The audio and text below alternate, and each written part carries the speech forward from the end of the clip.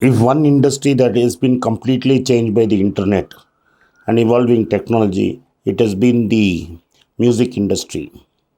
The music industry has been going through a tough time for the last 10 years after the demise of cassette recorders and CD players because most music has been streaming online. For a long time, they could not figure out what happened and how to make money.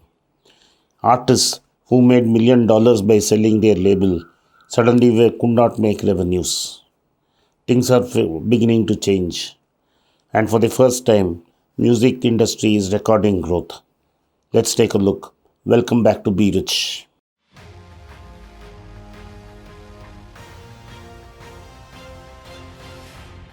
There was a time when musicians were millionaires. The big ones are Michael Jackson, the Beatles, Cliff Richard, and so on. So all they had to do was record a music, produce a big hit, play it on FM, and their CDs would sell. And so music studios and labels would buy them and pay them advance even before they put their music out.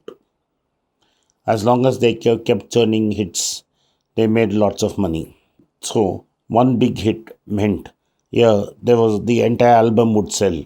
So even as 12 songs in an album, if one was a big hit, the entire album would sell. But over a period of time, the arrival of internet and YouTube made sure that music sales dropped, cassettes and CDs vanished, as most people started listening to songs in YouTube and other streaming devices. In India, movie companies moved to YouTube to put their movies for free and took shares of ad revenues. In fact, T Series, which was the largest cassette producer, is the biggest, has the highest number of subscribers in the world in YouTube. When I last checked, it was nearing 100 million. It must have crossed it. But how did this transition happen when Steve Jobs started with a subscription model where he said all the music would be available in iTunes and people could download whatever they wanted and pay for it?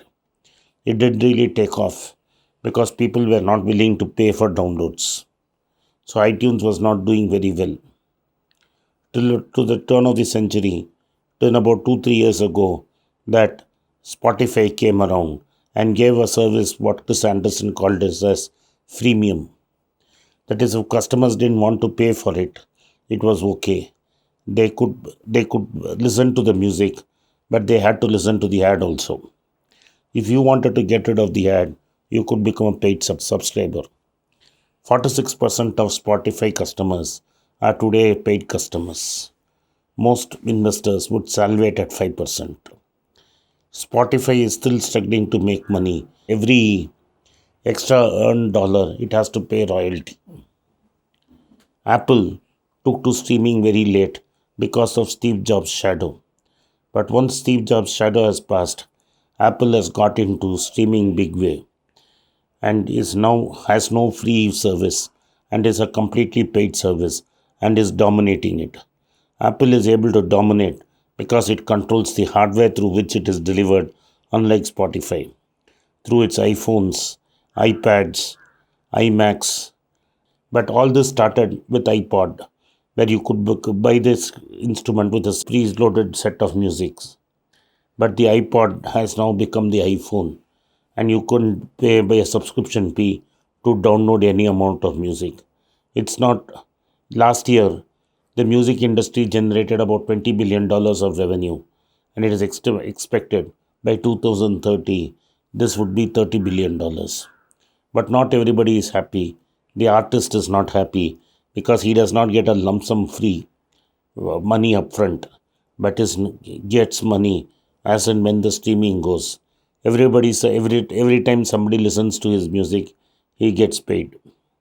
So it is up to the artist to prove himself, and many artists have launched their own YouTube channels. So instead of selling records, cassettes, and CDs, artists make money by only live tours these days. But this has meant is the control dominance and the tyranny of the studio is over, with young kids asking, with talent asking for a chance. All you have to do is now to load it on the freemium sites like YouTube or Spotify. And if you become a big hit, immediately streaming will start. So, what technology has done two things. It has made sure the concept of albums is over, each song is individual, and payment is per view per song. So, I said per view, it should be actually per listen per song. Similarly, there is no more chances of young kids standing in front of the studio boss and begging for a chance. Today, if you think you are talented in music, all you have to do is play your gig, record it, and put it in YouTube. If the YouTube algorithm helps you to generate the kind of views you have, you become overnight social media star. The same thing can be done in Spotify.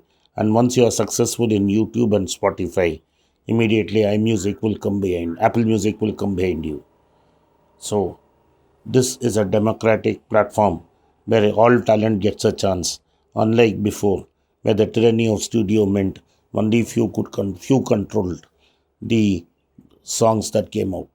This is one of the places where tech has made a big change, where the retail model has completely vanished and the studio mughals have become dinosaurs. But the sad thing is there are no more record stores or music stores. The music store has gone completely virtual. If you like my video, kindly hit the like button, turn on the subscribe button, and turn on the bell notification. If you'd like to buy my books on Kindle, the link is given below. I have given you a WhatsApp number for those who want to buy hard copies. If you send your message, my team would get in touch with you. At the very end, if you want to get in touch with me, send a mail to berichenglish@gmail.com. Once again, I thank you for watching Be Rich.